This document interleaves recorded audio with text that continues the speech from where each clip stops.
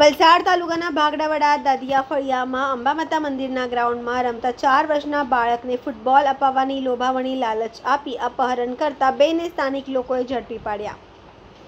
સ્થાનિક લોકોએ યુવતી અને યુવકની હરકત ઉપર શંકા જતા પૂછપરછ કરતા અપહરણનો ભેદ ખુલ્યો હતો। વલસાડ શહેરના ભાગડાવાડા દાદિયા ફળિયા આવેલ અંબામાતા મંદિર પાસે મેદાનમાં બાળકો રમી રહ્યા હતા, જે દરમિયાન એક ગ્રાઉન્ડમાં રમતા બાળકો પૈકી એક બાળક પાસે પહોંચી યુવતીએ બાળકને ફૂટબોલ અપાવવાની લોભામણી લાલચ આપી બાળકનું અપહરણ કરી ગઈ હતી। સ્થાનિક લોકોએ યુવતી અને યુવકની હરકત ઉપર શંકા જતા યુવક અને યુવતીને અટકાવી પૂછપરછ કરતા આરોપીની અપહરણની હરકતનો ભાંડો ફૂટ્યો હતો। સ્થાનિક લોકોએ યુવક અને યુવતીને અટકાવી વલસાડ સિટી પોલીસની ટીમને ઘટનાની જાણ કરી 4 વર્ષના બાળકનું અપહરણ કરનાર યુવક અને યુવતીને સોંપ્યા હતા। વલસાડ સિટીની અંદર તારીખ 18/8/2024ના રોજ ભાગડાવાડા ખાતે અંબાજી મંદિર ખાતેથી એક 4 વર્ષના બાળકને અપહરણ થયેલાની ઘટના જાણવા મળી હતી, જેમાં તેના ઘરના લોકો અને અન્ય લોકો ભેગા થઈને જે આરોપીઓ હતા એ લોકોને પકડી લાવેલા અને પોલીસનો સંપર્ક કરતા સમગ્ર ઘટના જાણી હતી, જેમાં એક પુરુષ અને એક સ્ત્રી બંને જણા અંબાજી મંદિર ખાતે એક ફ્રૂટ વેચતા જે નારી છે એમને ત્યાંથી એક 4 વર્ષના બાળકને લઈને અપહરણ કરીને જતા હતા। જે દરમિયાન થોડી વારમાં આ ફ્રૂટ વેચનારને ખબર પડી જતા કે એમનું બાળક દેખાતું નથી, આ બાળકો મંદિરમાં રમતા હતા, તો તરત એ લોકોએ તપાસ કરતા ધોબી તળાવ પાસેથી આ બંને જણા મળી આવેલા અને પોલીસ સંપર્ક કર્યો હતો। ઘટના લગભગ બપોરે 12:30-1 વાગ્યાની છે। સંપર્ક કરતાં વધુ પૂછપરછ આ લોકોની હાથ ધરી હતી અને એ બાબતે ગુનો દાખલ કરવામાં આવ્યો હતો અને પૂછપરછ કરતાં આ લોકોએ જ બાળકનું અપહરણ કરવાનું જાણવા મળ્યું। બાળકનું અપહરણ કરવાનું કારણ કે આ જે અપહરણ કરનાર યુવક છે એ પાનેરા ગામનો છે, જેને આશરે 2 મહિના પહેલાં ઘરેથી એની કુસંગતના કારણે થોડીક રકમ આપીને ઘરેથી કાઢી મૂક્યો હતો। એ અલગ અલગ જગ્યાએ ફરતો હતો, ભરૂચ ગયેલો, મુંબઈ ગયેલો, એમ ફરતા ફરતા એ સુરત પહોંચ્યો હતો। એ જ વખતે આ જે યુવતી છે જેણે આ બાળકનું અપહરણ કરવામાં પણ એનો રોલ હતો, એ યુવતી મૂળ મહેમદાવાદ રેલવે સ્ટેશન પાસે રહેવાસી છે, એ પણ સુરત આવી હતી, સુરત ભીખ માંગવા ધંધો કરતી હતી। ત્યાં બંને જણા ભેગા થયેલા અને બંને પતિ પત્નીની જેમ રહેવા માંડ્યા હતા। આ જે વધુ પૂછપરછને જાણવા મળેલું કે આ જે સ્ત્રી છે એનો પતિ અગાઉ છોડીને જતો રહેલો અને એનાથી એને એક બાળક હતું, એ બાળક અગાઉ મૃત્યુ પામેલું હતું, જેથી આ લોકોનું કોઈ બાળક મળી રહે એ હેતુથી આ બાળકનું અપહરણ કરવામાં આવ્યું હતું। વલસાડ પોલીસ સ્ટેશનમાં આ બાબતે સાંજના ગુનો દાખલ કરવામાં આવ્યો હતો અને બંનેને રિમાન્ડ માટે રજૂ કરેલા, પરંતુ તેના રિમાન્ડ નામંજૂર થયા છે અને આગળ કોઈ ગુનામાં લોકો સંડોવાયેલા છે એની પણ તપાસ કરી હતી પોલીસે, પણ આગળ આવું કોઈ ગુનામાં સંડોવાયેલા નથી।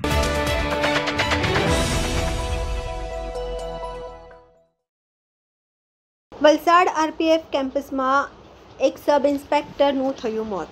કસરત કરતી વખતે અચાનક છાતીમાં દુખાવો ઉપડ્યો હતો। હોસ્પિટલ લઈ જતા તબીબોએ મૃત જાહેર કર્યા। હાર્ટ એટેકના કારણે મોત નીપજ્યું હોવાની આશંકા સેવાઈ રહી છે।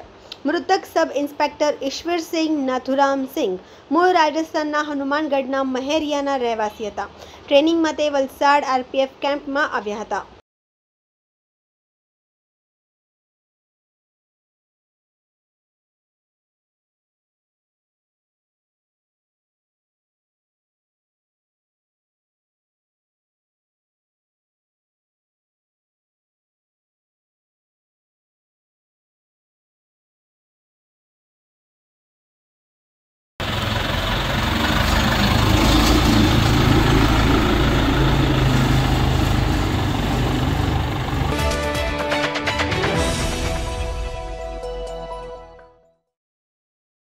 વલસાડ જિલ્લાના વાતાવરણમાં આવ્યો પલટો। વાપી અને આસપાસના વિસ્તારમાં વરસાદ વરસ્યો।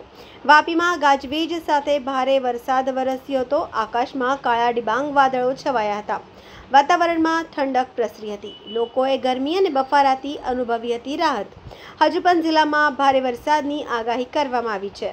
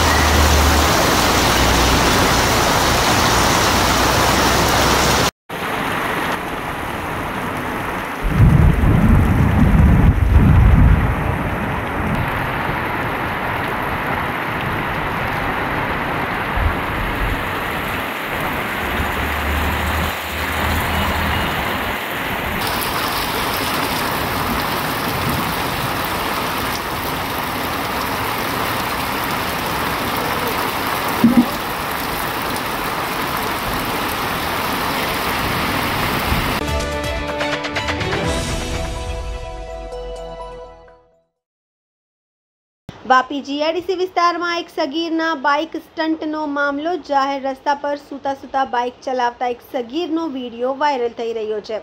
રોડ પર જોખમી બાઇક સ્ટન્ટ કરનાર સગીર પર પોલીસની કાર્યવાહી. વાપી જીઆઈડીસી પોલીસે બાઇક સ્ટન્ટ કરનાર સગીર વિરુદ્ધ કાયદેસરની કાર્યવાહી શરૂ કરી છે.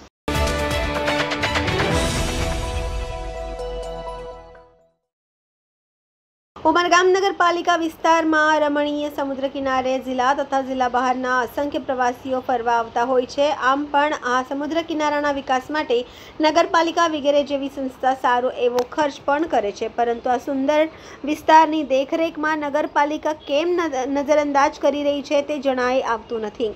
જ્યાં જુઓ ત્યાં ઉકરડા જેવી ગંદકી જોવા મળે છે. પ્રવાસીઓમાં ચર્ચા છે કે વિકાસ માટે ખોબા ભરીને રૂપિયા આવતા હોવા છતાં પણ નગરપાલિકા વિસ્તારની સાફ સફાઈ કેમ નથી કરાવતી. વળી દેખાઈ આવે છે કે આ વિસ્તારમાં વૃક્ષારોપણ કરવામાં આવેલા વૃક્ષોને પણ સ્વધામ મોકલી આપ્યા હોય એવું લાગે છે.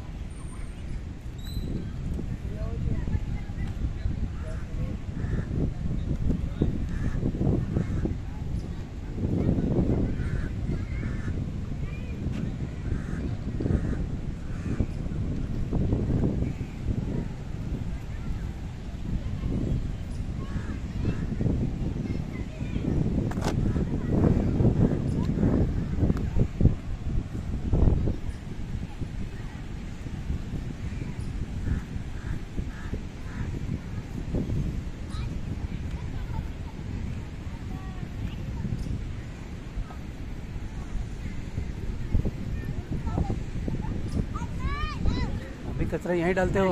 हाँ, ये क्या है? शाम को ये कचरा आप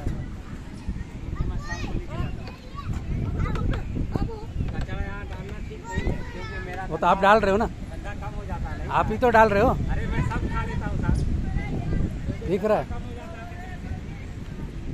दिख रहा है। वास नहीं आवे, कुतरा नहीं मरे गिलो थे। नहीं, इधर नहीं आ रहा ये क्या है, बाजू में है ना, है। इधर ज्यादा आता है हवा के वजह ऐसे हवा की वजह से। हाँ।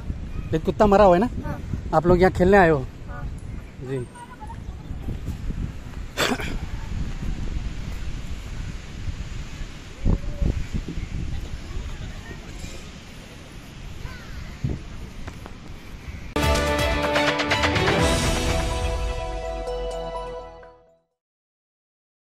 દાદરાનગર હવેલીના વાતાવરણમાં આવ્યો પલટો. સેલવાસ અને આસપાસના વિસ્તારમાં મેઘમહેર છવાઈ છે.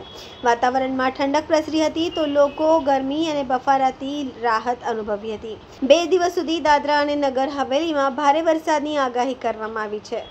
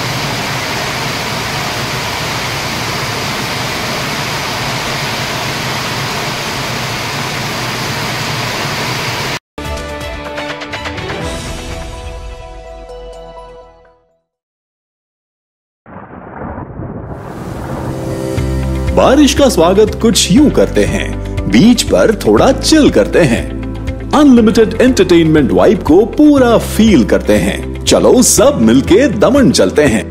दादरा और नगर हवेली और दमन और दीव संघ प्रदेश प्रशासन और पर्यटन विभाग द्वारा आयोजित 16 अगस्त से 24 अगस्त DNH and DD monsoon fest 2024।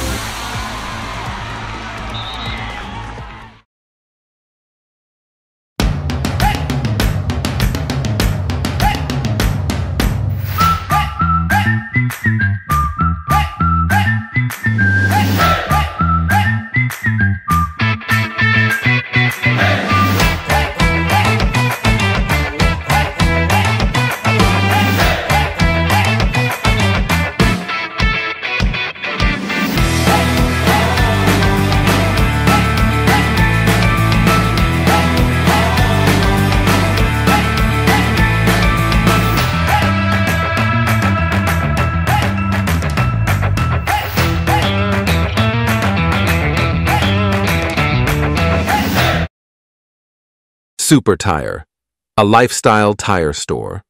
GIDC Crossroad, Vapi.